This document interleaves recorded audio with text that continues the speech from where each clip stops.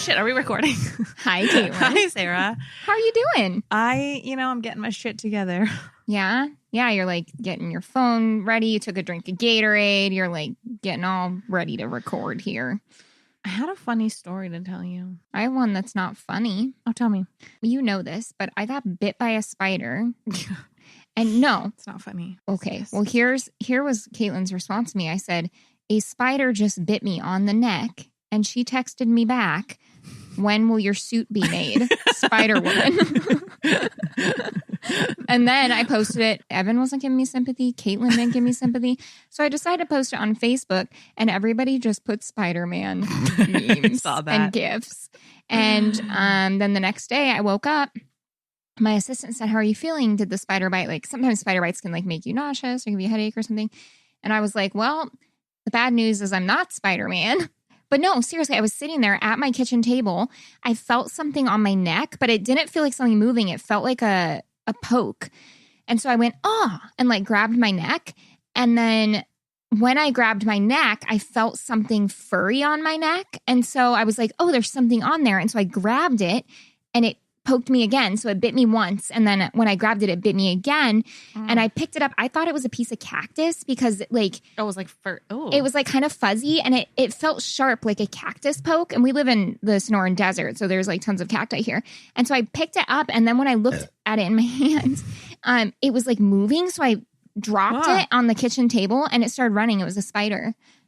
It just bit me while I was there doing my work, business on my own. Spider.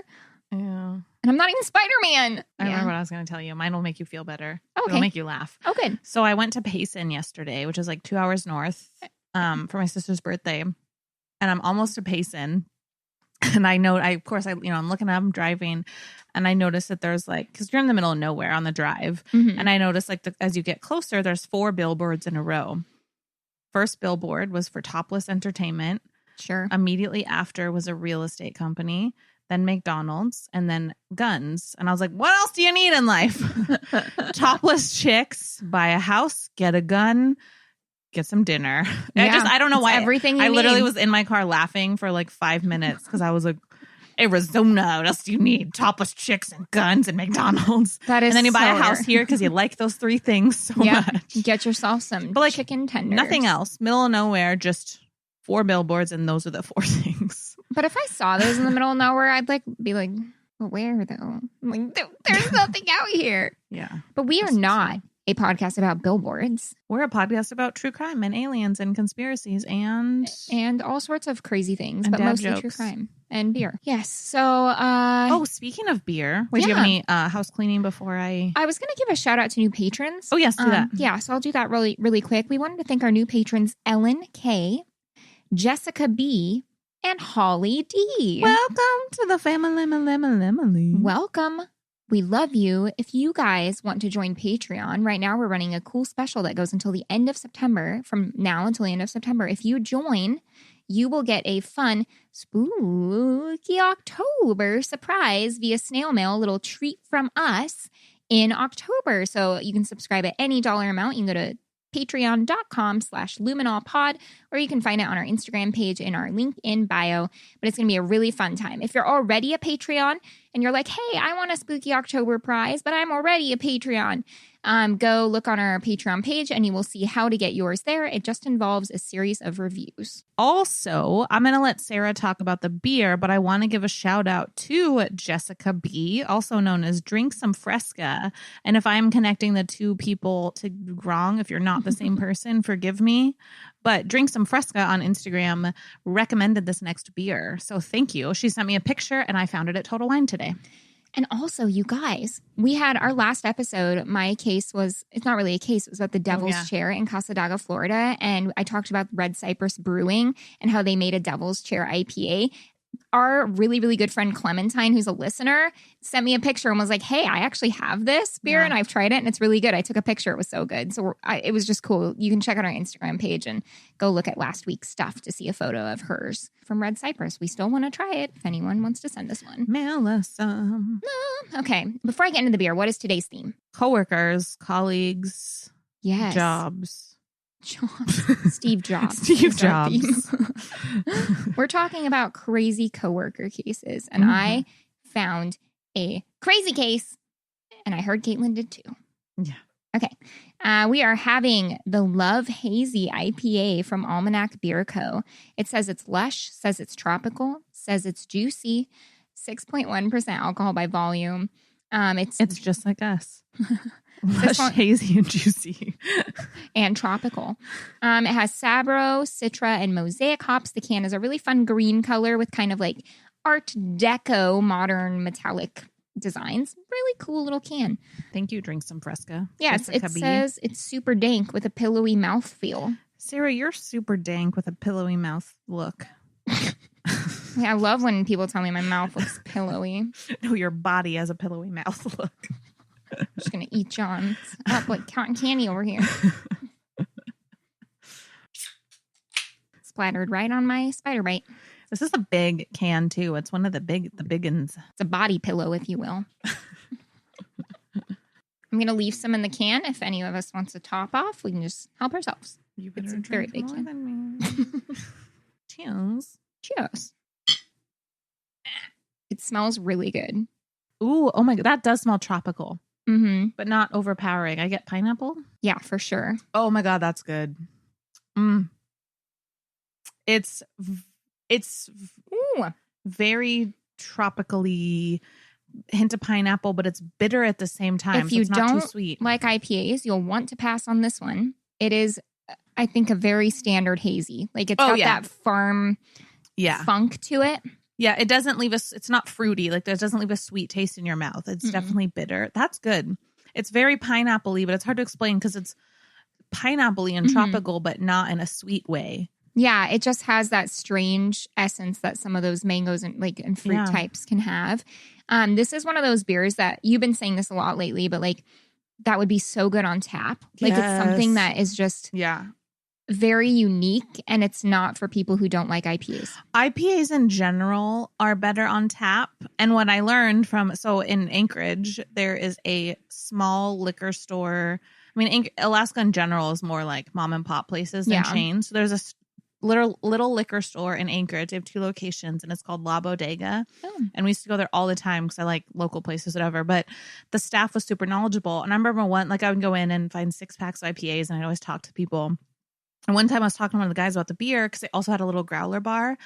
And he was telling me that IPAs have a shorter shelf life. Oh. So and I don't know, I think a lot of people don't like IPAs because they don't like the bitterness. But he's like, his theory is a lot of people don't like IPAs because when you grab one off the shelf, there's a chance it could have sat there for too long. Like IPAs go bad. That's why they always are better on tap. Maybe they get skunky fast. Yeah. Because I have noticed that when I buy IPAs, the expiration date is always soon. Yeah. I'm like, why though? It's beer. Well, because they have they're more hops. Like they have, plants. Yeah.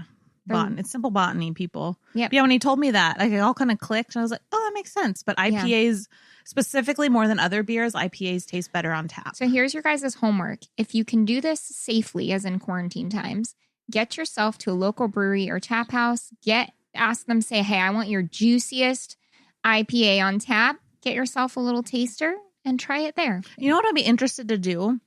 I wonder where we could, if we went somewhere, I guess we could get a growler. If we got a beer on tap that we know comes in a can and we taste tested them against each other and to see. I mean, I know when I go out, I can always tell the beer on tap tastes better, but I'm curious if you literally had them right next to each other and took a sip, if you could taste the difference. Well, remember I said that with the Sun Shadow from Four Peaks, the green tea lager. Yeah. The one on tap tastes significantly different than the other one. I know because I've had them both twice. Because we had it on here, Yeah. Really, green tea lager, really interesting. You could hardly taste the green tea in the bottle. On tap, it was like a tea bomb. Well, I'm going to go first. I don't think we have any other notes. No, I'm excited. So my case is actually one that Caitlin stumbled upon and almost did, and then she didn't. And I asked, I was like, hey, is this a case that you looked at? And she's like, oh, only for a second. So I'm hoping. She was drilled me. She goes, did you look at how they died and how this? And I was like, no. And she goes, okay. And I was like, okay. I just want to make sure you didn't spoil it. Yeah, no. So I literally just came across it and wrote down the name and set it aside for later, but then found a better case. Well, I like this case because it happened in a city in France that I used to teach English in, and I taught art there. And I lived in that city for a few months. Northern or southern France? Southern France. Okay. The city is Toulouse. And it's right in the middle of the country, but in the very south area, which there's lots of sunflower fields. It's real pretty down there. Isn't that the name of one of the cats on Aristocats? Yeah, Toulouse from the city. Yeah. Okay. So I'm going to tell you about the case of Sophie Masala. That's all I know about it. And Maryline Planche. Or in French, I think it's Marlene. So I'll say Marlene. My sources, I've got quite a few. RFI.fr. No name. Bless you. An article by Jen Mills for the metro.co.uk. France 3 régions. It's 3 regions. I just thought that would be fun to say like that. An article by Beatrice Kwan for 20minutes.fr. Long doctoring. That can't be right. That's my website. Long doctoring. Longdoctoring.org. But in French, long means language. So it's spelled like that, like language. Yeah. And then mine's just long doctoring. Yours is long doctor. Family business. Is that your name on chat rooms? It's my nickname in high school. Long doctor. She's a long doctor. Yeah. Love no it. one knows what it meant. We still don't know. An article by Pascal Aigret for Le Parisien. If you ever have a kid, his name's going to be Pascal. I just know it. Evan wants it to be. My husband. Oh, really? Oh, he loves the name Pascal. It's his favorite. Okay. My trigger warnings are fairly graphic descriptions of dismemberment. And suicide, but just a talk of suicide, like mentions of suicide. Okay. No descriptions there. Okay, so one night in May of 2016, Sophie Masala does the unthinkable. She murders her coworker, Maryline Planche, and mutilates her body. Oh, we're jumping right in. So this murder... Is that the end of the story? The end! This murder takes place in Toulouse, a city in the south of France, like I mentioned a minute ago. It's sunny. It's relatively warm. It's known for its red brick architecture, blue window shutters, and its violet liqueur. They love violets in the city of Toulouse, and really good violet liqueur there.